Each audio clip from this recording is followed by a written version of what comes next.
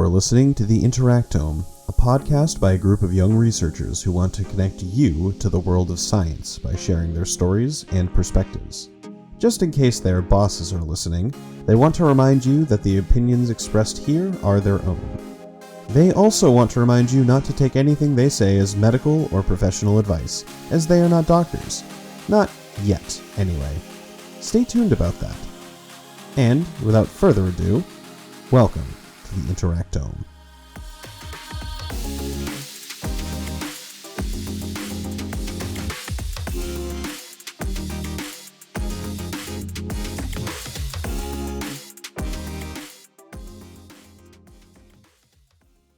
Hi everyone, I'm Sam, and I am a biochemistry graduate student, and one of the proteins I work with, I have some trouble finding online, and I need to kind of explain this because it's an issue about its name. So the protein I work with, I call it GRIP, short for GRIP94, which is short for glucose regulated protein 94, I think. Again, I just call it GRIP. And it's called, the 94 is because it has a mass of 94 kilodaltons. So kilodaltons is like what we weigh proteins with, sort of. They're the unit of weight that we refer to when we refer to atoms. So a dalton is the weight of one hydrogen atom.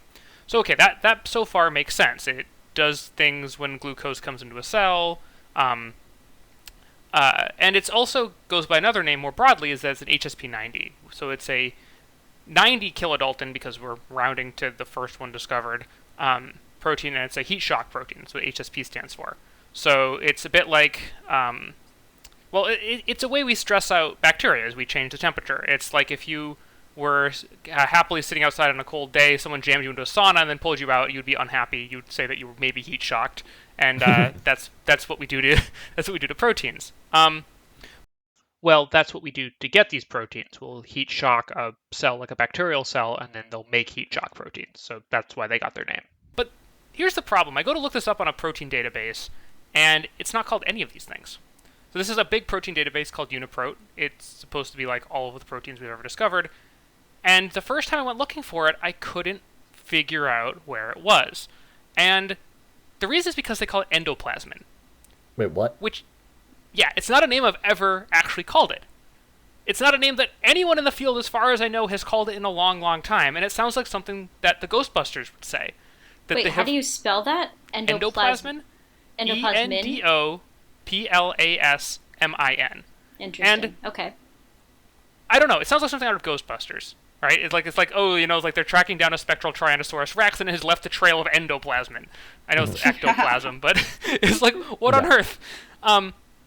And so, yeah, I've just had to kind of come to terms with the fact that this protein that nobody calls endoplasmin, when I have to go look it up in this one database, goes by that name. And there are some reasons why this might make sense. GRIP is actually the HSP90 protein in a part of the cell called the endoplasmic reticulum, which is a bit like a combination factory and shipping center for the cell. Makes proteins, ships them out to other places. So I guess maybe that's like from the endoplasmic reticulum, but like, this is huge. There are tons of proteins in that. Why is this the one that got named after the endoplasmic reticulum, and why does nobody call it that anymore? It doesn't make any sense. So, for this episode, I want to talk about scientific names. Yeah, I feel like there's, within science, let alone being outside of it and not actually working in it, there's so much confusion about names and, why we choose names. And it seems like a lot of the time, it's really just whoever discovered it first. Hey, speaking of names, what's yours? Maybe we should introduce yourself. Oh, yes, I should. Yeah, hey guys, I'm Joe. I'm a cancer researcher. That's me. So I got a little amped up about this. But yeah. And I'm Lauren. I'm also a cancer researcher, and I've got some interesting names that I want to talk about. I'm Sarah. I'm an orthopedic medical assistant. And I'm Maya. I am a graduate student studying molecular and cell biology. And yeah, excited to hear about some fun, nonsensical, or perhaps sensical scientific names today. You know what's funny is when I was looking this up, there's a lot more than I thought. I came across a lot more interesting and very convenient names that scientists have thought up of for many different things. So I'm interested to hear what everybody's brought to the table. I was actually prepping this like a few days ago, and today in a lecture I was in, or I should say like a meeting I was in, someone had mentioned that apparently a bunch of neurons are just named after their location in a fly chromosome, which makes no sense to anyone who's not working with flies. But apparently that's a thing too. So this is all over the place. Do you remember the names? It's like 25B or something. Huh. Okay. I don't remember the exact name or the number. I don't work with flies or neurons. But it was weird, and someone was like, "Where did the name come from?" And so we started explaining it. So this is a serious problem in science. So That's interesting. I actually was reading about scientific names, and what Joe was mentioning earlier, I think it's true that if a scientist discovers something, it's their choice. Like, they get to name the animal, the organism, the molecule, unless there's like other requirements, it's up to them. And so I was reading about this evolutionary biologist. His name is Mark Schurz. He's from Germany. And I guess he was out in March last year. He was out in Madagascar, and he discovered a new genus of tiny, tiny frogs. And so these frogs are all less than 2 centimeters. Oh my gosh. And he named the species Mini Mum, like first name Minnie, last name Mum, Mini Chur, and Mini Skule. Oh my god. Yes, I've heard of these. Oh my god. Yeah, and this is great. Yeah, he was like, these frogs are informally known as microfrogs. But when asked by National Geographic, why did you name these microfrogs such, he said, and I quote, "So much about science is dry. If there's anything we can do to make our science more approachable, we should do it." And I honestly feel like that really aligns with our mission as well, and our idea behind this podcast episode. So I thought that was pretty cool. Heck I yeah. like it a lot. Sorry, Joe. Oh no, I was just excited. I think that's really funny. And also true. I like it a lot. I think, well, it's interesting. So I have a question based on that. I don't know if you know the answer, but does that mean that he created the whole mini genus? Is that something that can be added to in the future? Or was that pre-existing? Also, I think taxonomy is really cool. When we say genus and species, there are many different ways that biologists have decided to classify things. And I feel like it usually comes up with species. Usually there's 2 names in Latin. The first one is usually capitalized, and that's something called a genus. It's kind of like a class. And then species, well, class is even more broad. I won't say that. It's a way of specifying an animal or a species. And then the actual species name is the last one that you'd see. So I do have a fun few of those, so I'll pop those in here and there throughout the episode. So just to clarify, what you're saying is the first word in the like animal name is like a broader classification, and then the second is a more narrow classification. Exactly. Yeah. And even beyond that, there's even broader classifications. Mm-hmm. So we've really distilled, by the time we get to the name of a species, we've really distilled it down into exactly what group it's in, I'll say. Mm-hmm. And yet, these things get pretty nasty when you get into, like, bacteria that are constantly swapping DNA back and forth. So, like, there's a lab I've interacted with that does a lot of, like making, like, evolutionary trees of things, and when it comes to bacteria, it's just a sigh. I feel like whenever you look at that list, it's like, give up hope, all you who enter here. Like, it's constant, like, yeah, so, like, this gene that is important, is essential for its survival, yeah, that one comes actually from an entirely different, like, class of bacteria, but it just turns out they stole it. We don't know why. Exactly. It's like, so. Sarah, I'm interested to hear what the names are that you came across. Sure. So the first one I'll bring up, and I'll link this article to either the episode or put it on the blog. So there's a genus called Camera, spelled with a K. Wait, what? So there's something called camera lens.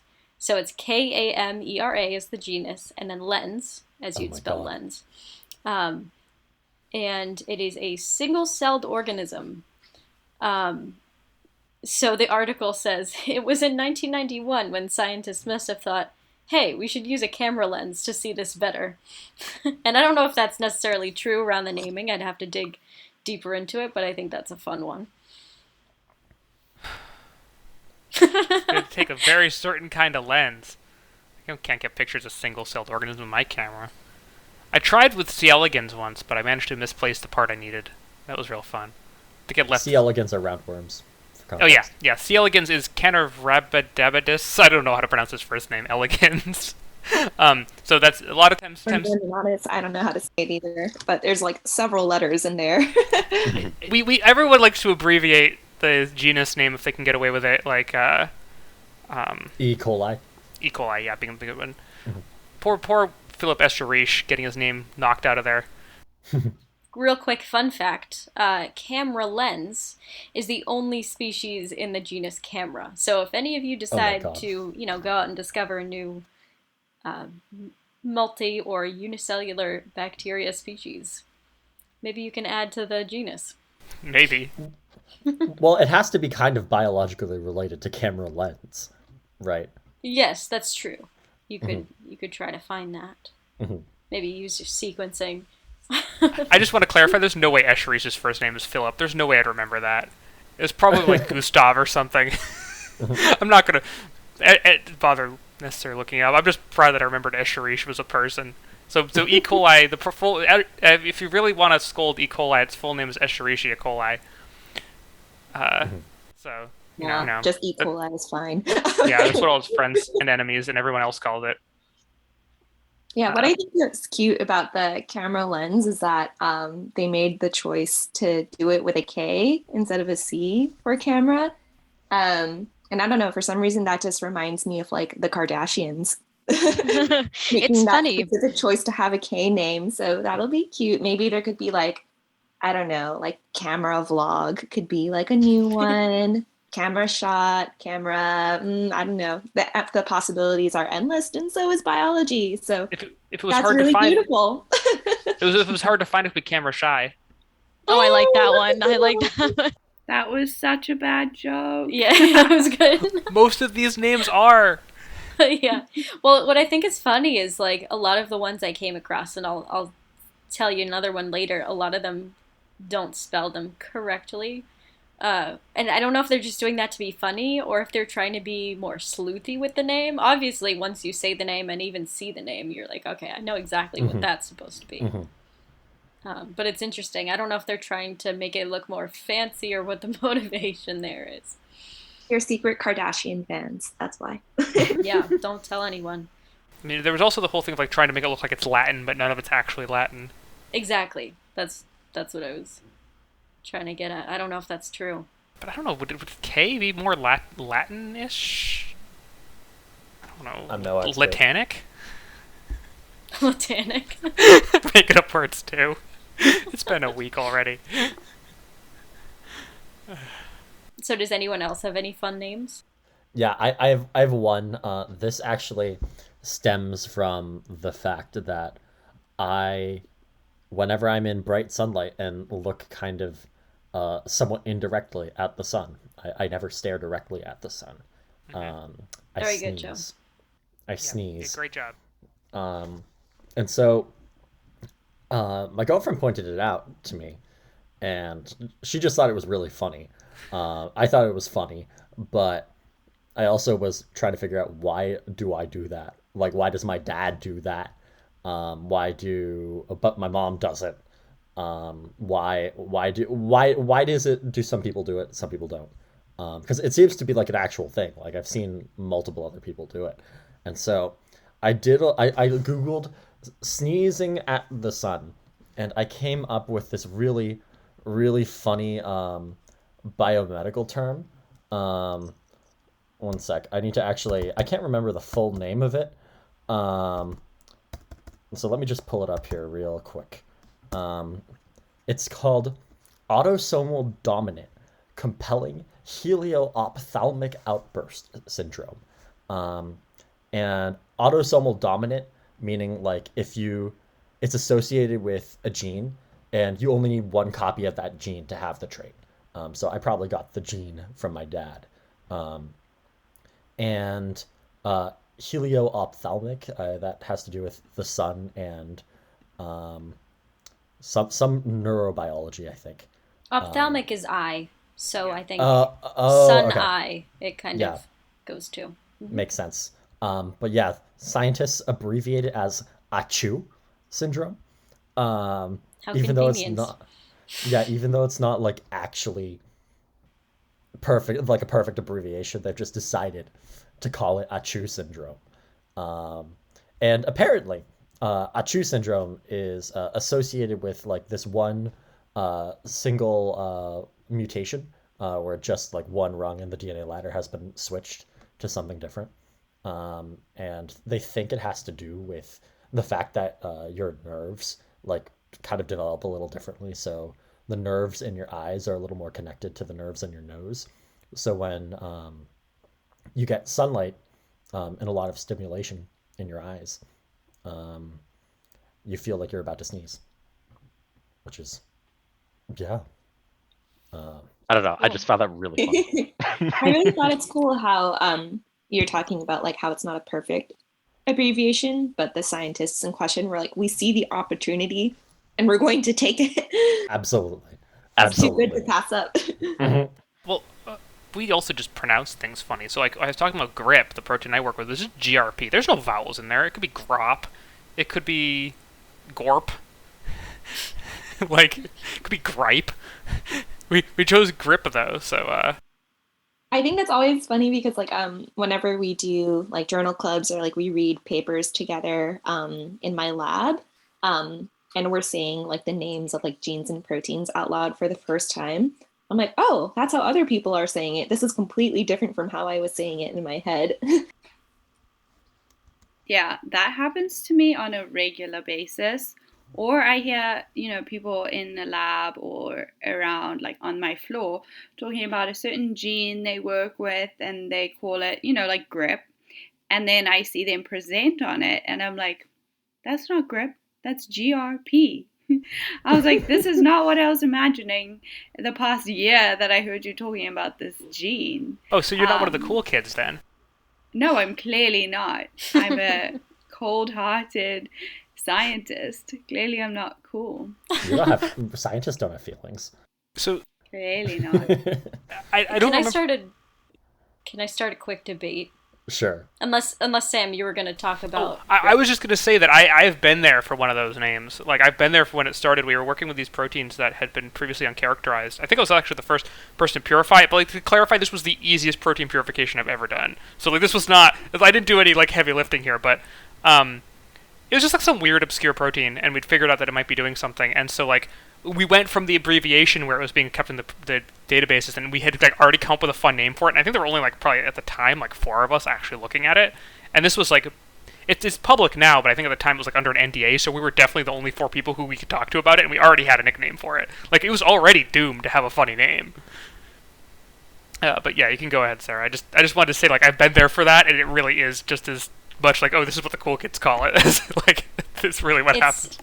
No, totally. It's such a subjective experience. And that kind of ties into the debate I'm going to bring up. So there's a word in biology that describes cell death, and it's spelled Apoptosis. And there is debate, at least from what I've seen, on how it's pronounced. So I say apoptosis. A lot of people say apoptosis. I will die on my apoptosis seat. Wait, what? No, yes. you were wrong. Just throwing that out there.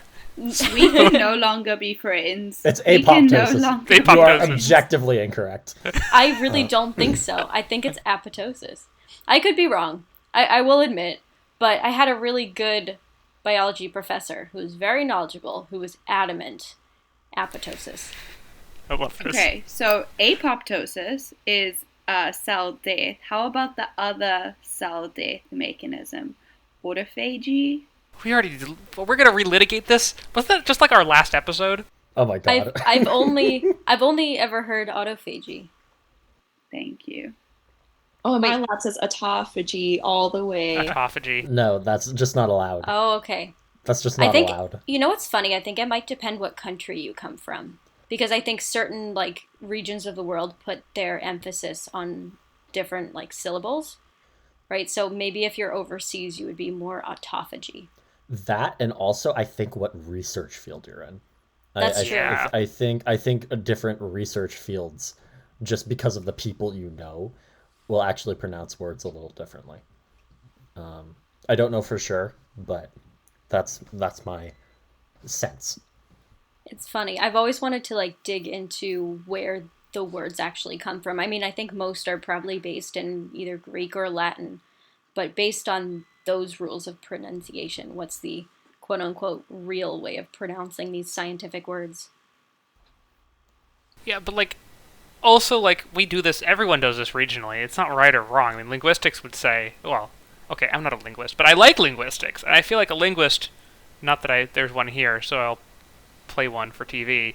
I feel like they'd say that they're all correct. I mean, like, right, like language is how people speak it, right? Not it's like there's definitely people who like they go around calling soda pop or some other ridiculous thing that is clearly wrong from my perspective, or You're contradicting yourself. I agree with you. I know that was a You're joke. That was contradicting that was clearly sarcastic. Or aunt versus aunt.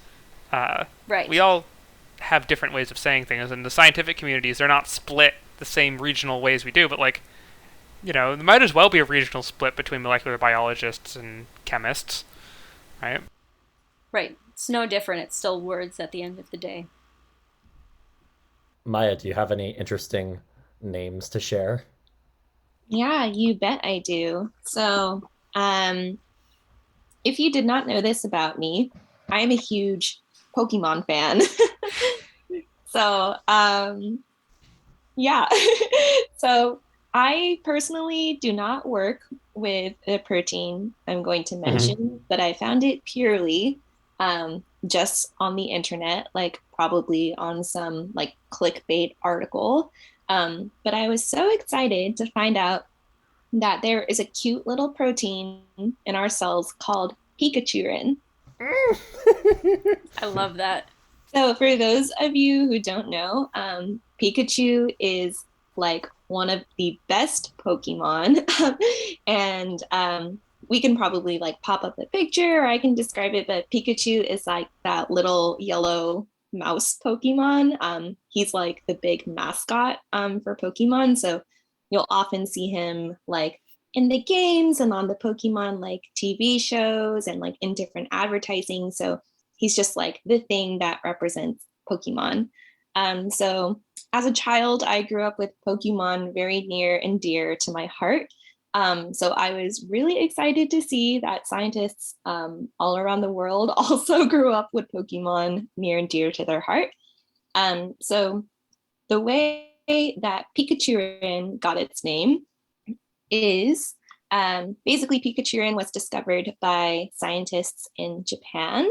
And they discovered this protein that is responsible for helping transmit signals from our eyes to our brain. And so they found that if we have this protein, these signals that are converting like the light that we see into electricity that allows our cells to talk to each other and allows us to see. If this protein is around, those signals are transmitted like super fast. So this is really important for how we can see and perceive things. So scientists that discovered this protein decided to name it Pikachurin because of the speed at which it enhances the signal transmission. So Pikachu is also like a really fast and nimble Pokemon. And it is also an electric type, if you guys didn't know. So it fits in really nicely with the whole theme of transmitting signals, electrical signals specifically, from cells in your eyes to cells in your brain. So I thought that was super cute.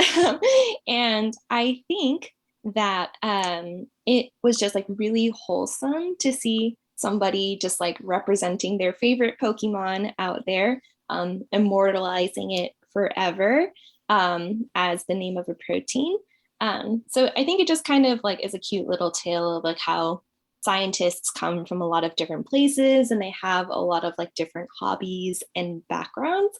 And that can often shine through in the names that they choose to assign to things that they discover. Um, and so also, yeah, I guess it's just like another perk of like discovering something new and you get to like name it like whatever the heck you want. So that's the tale of Pikachurin, which is our cutest, fastest, speediest protein. I like that one a lot too because it has like a cultural link. You know, I think a lot of the ones we've talked about so far are kind of a play on words, but that one is rooted in culture and what someone's either hobby was or little passion on the side, and I like that. Actually, I think I heard recently about a caterpillar or something that was named after a podcast host. So hey, if you all actually like make us famous, I have a chance. Even if I don't discover anything, I still have a chance of things getting named after me. I want a caterpillar named after me. Yeah, I also think it's so funny because like oftentimes like scientific names are like long and intimidating. But if you have something like Pikachu, you get like, you know, the upper echelons of academia just like talking about this protein named after Pikachu, and like, and it's like That's kind right. of a funny sight to see. So it really is a way to just kind of like cement what you love in history forever. That's really cool. Yeah. I think that this is maybe not as like culturally um, relevant, but I know that there was a scientist who discovered a new species of tarantula in California, and I believe it was found near the California prison. That was a setting of Johnny Cash's Folsom Prison Blues. And so they named the tarantula Johnny Cash Eye. And the Oh my scientist who god. named it actually had a tattoo of Johnny Cash. And so he was like, this is really cool that I got to have this. I think everything just like aligned up well for him. And again, he said, you know, we're describing diversity on the planet, but it should still be fun. And I feel like that really aligns with what we're trying to do here. Trying to make science fun. Totally. No. I honestly, there's another protein which honestly I should have thought of first because I work with it. Um, but um, yeah, it's called Schlafen 12. Schlafen, after the German word for sleep, and the reason being, um, that when this class of proteins was first found, they uh, they made cells go to sleep, and so they decided to call them Schlafens, which I think is just really funny. Hmm. But yeah. Oh yeah, like that's like it's always interesting to see like where the name of the stuff you work with comes from. Um, I think I think a few more people I think have, yeah, yeah. Well, what about speaking of video game characters? There's a really famous protein out there. I didn't actually dig into this all that much, but I think one of our favorite names is named after another speedy fictional character, perhaps the most famous speedy fictional video game character, Sonic the Hedgehog. But I think someone needs to actually explain this because this is probably even more prominent than Pikachurin. Yeah, Sonic Hedgehog is actually like super important. Yeah, so hedgehog signaling is a pathway that actually is in cancer. So the HH, that's what they call the protein, actually drives cell growth. And so when there's mutations in it, it can cause cancer. But I actually learned that it is not named after Sonic Hedgehog, sadly. But this protein was first discovered in flies. And they saw that flies that had a mutation in the hedgehog protein looked like hedgehogs. And so they were like, oh, we'll call this hedgehog signaling. But isn't one of the proteins named Sonic Hedgehog in like the hedgehog family? I think so. Wait, let me just pull this up real quick. You can buy recombinant, so like bacterially produced human Sonic Hedgehog protein. So just a quick Google seems to indicate that actually Sonic Hedgehog is really important, and apparently is, according to one of the first things that came up when I looked it up, important for tooth generation. So if you don't have Sonic Hedgehog, you don't get teeth or something? Yeah, as far as I know, it's a pretty elemental, like, developmental protein. That it's very important, actually. And I think our development and the development of many other species, because all of those genes are pretty much conserved. So, yeah, but I don't know. I don't know if it's its own family or if it's the one thing. I got it. So HH, there are actually three HH genes. There is, give me a second here. There's desert hedgehog, Indian hedgehog, and Sonic hedgehog. So, two of those sound like real hedgehog species, and one of them sounds like a video game character. I think the reason why it's named after Sonic Hedgehog was because I think the other two hedgehogs are like real. And then they needed like another kind of hedgehog to like name it after. And then the researcher in question was like, oh, my kids are playing a lot of Sonic lately. So Well, just name it Sonic. according to this one source, I've heard multiple different stories about how this got its name, but apparently the gene was named as such by Robert Riddle, who was a postdoctoral fellow at some lab, and his wife came home one day with a gaming magazine that had an advertisement for Sonic the Hedgehog. But I don't know if that's actually true or not, because I've also heard that like there was one kid who like wrote Sonic Hedgehog on his test, and like that is something like to name a protein, and then his like older brother like decided to actually classify a protein so he'd get like a good grade. There's a lot of like mythology that I don't know how true it is. Interesting. Yeah. I can corroborate Maya's story because that's really? the one. Yeah. Okay. But I feel like this just goes to show that there's a bunch of scientists sitting in lab and they're like, we believe Sonic got its name this way. Oh, Yeah. like the like little ridiculous in stories, like I'm sure there are people from both teams on the who discovered CRISPR debate, which that's a whole other thing. So if that's I see Maya making faces already. Yeah. Oh man, I think CRISPR we should leave for another time. Oh yeah, we should leave it for another time. For context, it's a really cool gene editing technique that came around in like 2013. But there's like Phil. Oh, go ahead, Sam. What were you say? Oh, like philosophically speaking, I think there's a lot in a name. Oh yeah. So yeah. I was trying to dig into one more name. Sure. I don't know if anyone has anything else to share, but. I do. I'll take it away with any of the dumb puns whenever you guys are Oh, ready. yeah. Boy. Do you want to wrap up with that? Because I have one more thing to dig into. Yeah. I dug into. So I can wrap it up. Go ahead. So I think the thing that I wanted to kind of stress with this episode, I think we were talking about this, is like names in science, they're frustrating even to scientists. So like if you encounter something that doesn't make any sense, it's okay. You're not the only one.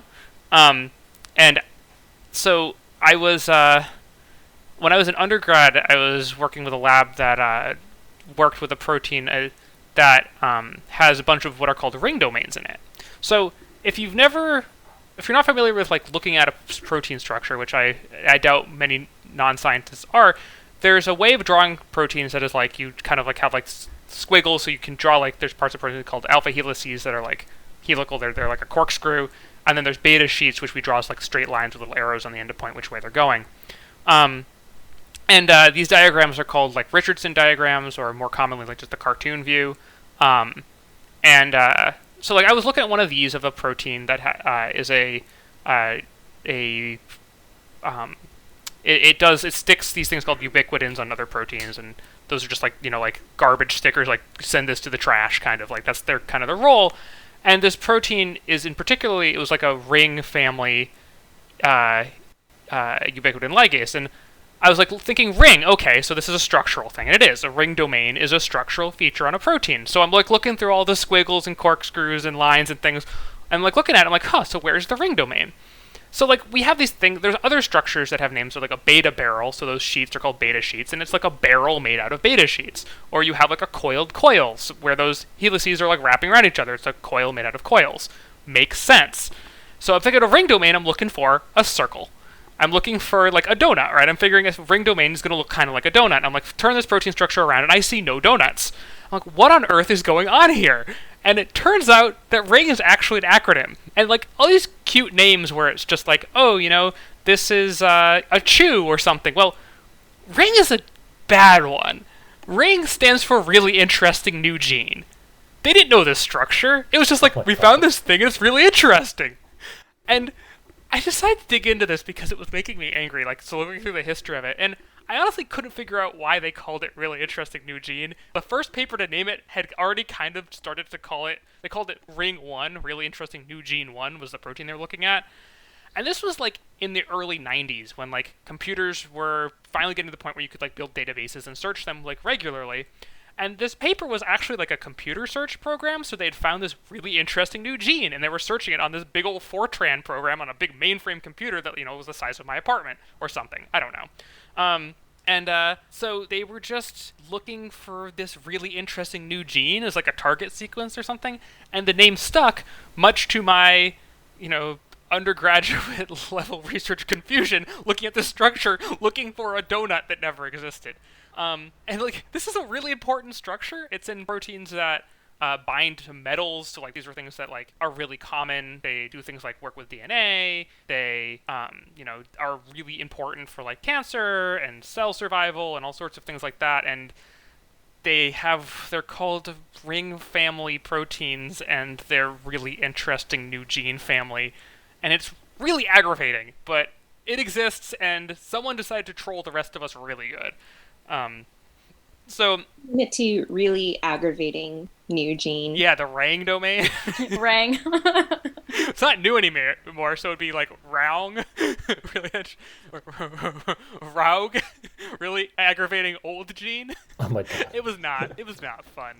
But that's a thing. I apparently got hazed by some guy from the 90s. Sam, how many genes are in the family? Do you know? Oh, there's like hundreds. This is like a huge protein family, like. So there's a lot of really interesting new genes. They're not new anymore.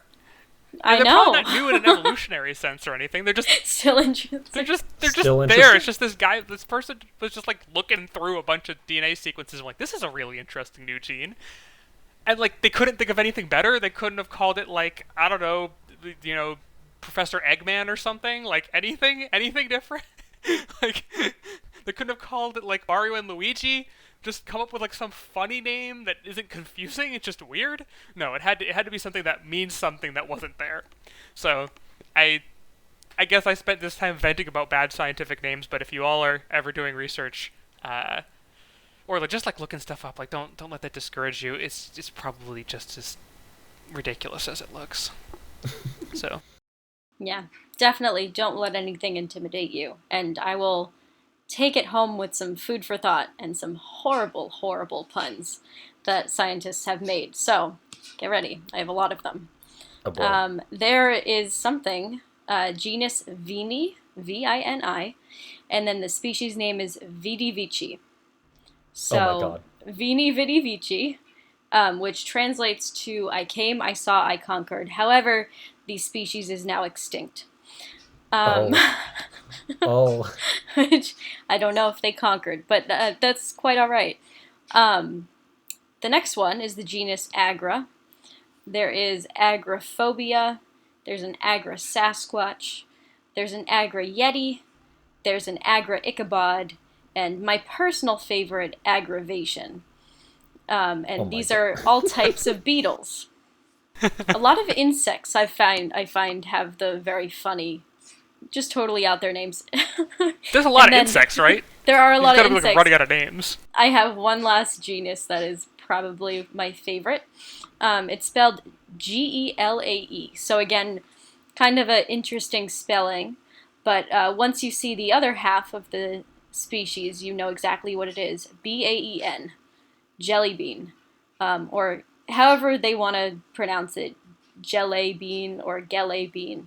I'm not sure. But there is also a jelly roll, ROL, a jellyfish, a jelly belly, so Gelae, Belae, and a jelly donut. Also beetles. Wow. You're welcome. I'll So- take applause now. It's not. So They're what- awful names, but they're hilarious. And I think it's important to have that in science. I actually really like that a lot. Yeah. So I think we've kind of seen that there really is quite a lot that's going into names here. And yeah, anyone have some final takeaway points for our audience or some thoughts?